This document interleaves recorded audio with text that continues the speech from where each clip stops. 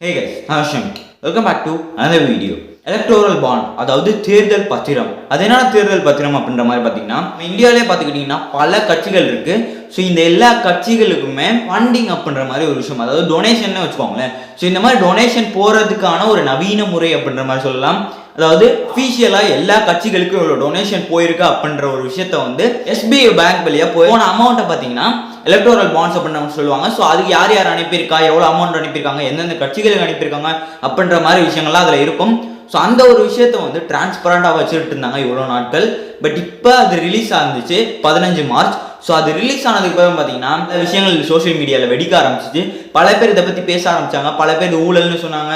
பல பேர் எப்படி இவ்வளோ அமௌண்ட்டு, பேர் இது பிளாக் மணியை ஒயிட் மணியாக மாற்றுறாங்க அப்படின்ற மாதிரி நிறைய விஷயங்கள் சொன்னாங்க. ஸோ இன்னைக்கு நம்ம வீடியோவில் அது எல்லாத்தையுமே பார்க்க போகிறோம். அதே நேரத்தில் யார் யாருக்கு எவ்வளோ எலக்ட்ரல் பாண்ட்ஸ் வந்து அதிகமாக போயிருக்கு அப்படின்றத பற்றி பார்க்கலாம். ஸோ வாங்க என்ன போகலாம்.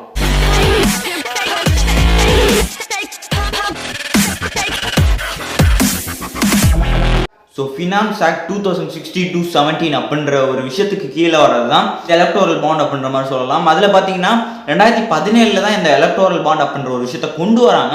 அதாவது நான் சொன்ன ஸ்டார்டிங்கில் டொனேட் பண்ணுறதுக்காக ஒரு கட்சி அப்படின்ற ஒரு விஷயம் வளரணும் அப்படின்ற காரணத்துக்காக நார்மலாக ஒரு பீப்புளோ இல்லை ஒரு கம்பெனியோ நன்கொடையாக கொடுக்குற ஒரு விஷயம் தான் இந்த எலக்டோரல் பாண்ட். இதுக்கான டிரான்சாக்ஷன்ஸ் எல்லாமே SBI, state bank of India, அவங்க தான் பார்த்துட்டு அவங்க மூலியமாக தான் இதெல்லாம் போயிட்டு இருக்க ஒரு விஷயமா இருக்குது. ஸோ அவங்ககிட்ட தான் அதோட டேட்டா எல்லாமே இருக்கும். ஸோ இந்த மாதிரி போயிட்டு இருக்க டைமில் பார்த்தீங்கன்னா சுப்ரீம் கோர்ட்டில் ஒரு கேஸ் போயிருக்கும் போல இருக்கு. ஸோ அந்த கேஸோட முடிவில் சுப்ரீம் கோர்ட் வந்து சொன்ன விஷயம் என்னன்னா, எலக்டோரல் பாண்ட்ஸ் அப்படின்ற ஒரு விஷயம் வந்து சீக்ரெட்டாக நடக்குது, அனானமஸாக யாருக்குமே தெரியாமல் நடந்துட்டு இருக்கு. ஸோ அது பப்ளிக்காக என்னென்ன நடக்குது அப்படின்றது வந்து தெரிவிங்க அப்படின்ற மாதிரி ஒரு ஆர்டர் கொடுத்துருந்தாங்க. அதாவது இதுக்கு முன்னாடியெல்லாம் பார்த்தீங்கன்னா 20,000 கோடி ரூபாய் வந்து டொனேஷன்ஸ் மொத்தமாக எல்லா கட்சிக்கும் சேர்ந்து இந்த எலக்டோரல் பாண்ட்ஸ் வந்துச்சுன்னா அது வந்து பப்ளிக்காக யார் யார் கொடுத்துருக்கா, எவ்வளோ கொடுத்துருக்காங்க, எந்தெந்த கட்சிக்கு போயிருக்கா அப்படின்றத சொல்லணும். பட் இப்போ இந்த சுப்ரீம் கோர்ட் அதனால பார்த்தீங்கன்னா டிரான்ஸ்பரண்டாக சொல்லிடுங்க அப்படின்ற மாதிரி சொல்லிட்டாங்க. ஸோ எஸ்பிஐக்கு ஆர்டர் கொடுத்துட்டாங்க. ஸோ அவங்க வந்து ரிலீஸ் பண்ணினாங்க யார் யார் எந்தெந்த கட்சிக்கு யார் யார் எவ்வளோ கொடுத்தா அப்படின்ற ஒரு விஷயத்த. ஸோ அதில் பார்த்தீங்கன்னா உடனே ஒரு மிகப்பெரிய ஒரு கான்ட்ரவர்சி கிளம்பிச்சு. என்னன்னு பார்த்தீங்கன்னா அப்கோ அப்படின்ற ஒரு கம்பெனி வந்து பண டொனேஷன் தான் மிகப்பெரிய ஒரு அளவு பேசப்பட்டுச்சு. பிஜேபியாக இருக்கட்டும், காங்கிரஸாக இருக்கட்டும், இந்த மாதிரி கட்சிகளுக்கு அந்த ஒரு கம்பெனி டொனேட் பண்ணியிருக்கு.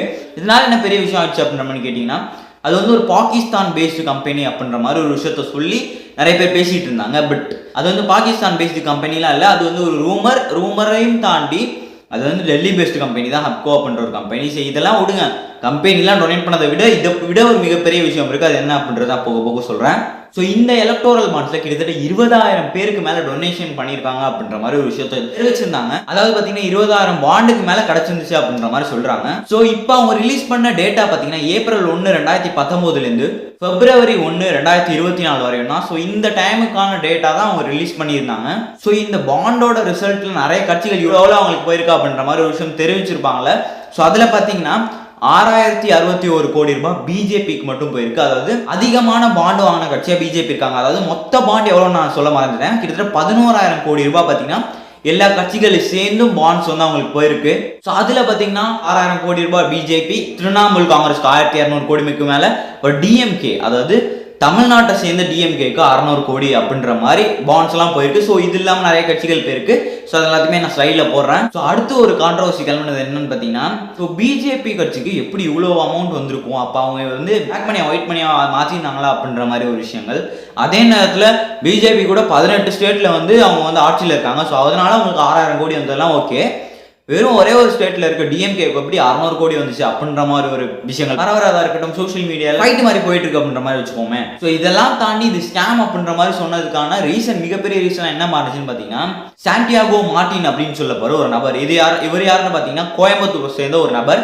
ஸோ இவர் lottery company future gaming and hotel services private limited அப்படின்ற ஒரு கம்பெனி வச்சிருக்காரு. ஸோ இந்த கம்பெனியோட ஓனர்னு நினைக்கிறேன். ஸோ இவர் பார்த்தீங்கன்னா 1,300 கோடி ரூபாய் வந்து இந்த எலக்டோரல் பாண்ட்ஸ், அதாவது மொத்தமாக 11,000 கோடி, அதில் இவரே 1,300 கோடி ரூபாய் டொனேட் பண்ணதுனால நிறைய பேர் இவனே இல்லாமல் அதாவது நிறைய கட்சிகளுக்கு இவர் டொனேட் பண்ணியிருக்காரு. ஏன் இந்த மாதிரி கட்சிகளுக்குலாம் இவர் டொனேட் பண்ணாரு அப்படின்ற மாதிரி கேள்விகள் எழும்பும்போது ரீசெண்டாக இவரோட வீட்டில் வந்து இடி ரைடு ஒன்று நடந்திருக்கு அப்படின்ற மாதிரி ஒரு விஷயம் தெரிய வந்திருக்கு.